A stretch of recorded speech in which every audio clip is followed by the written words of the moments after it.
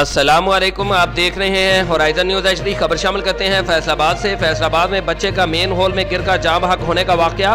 Chief secretary Punjab ने सूबा भर के MDs वासा और चीफ अफसरान को मुरासला जारी कर दिया।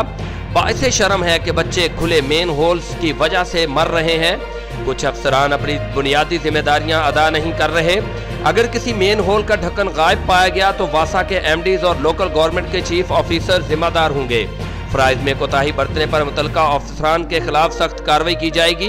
कोई भी शख्स मेन हॉल के ढक्कन चोरी करता, बेचता या खरीदता पाया गया तो इसके खिलाफ इक़दाम कत्ल का मुकदमा दर्ज होगा। मुरासला report Hammad Somroo, divisional bureau chief Faisalabad, horizon news HD Pakistan. मजीद खबरों और अपडेट्स के लिए हमारे YouTube चैनल को सब्सक्राइब करें, बेल आइकॉन को प्रेस कर दें और हमारे फेसबुक पेज को लाइक कीजिए।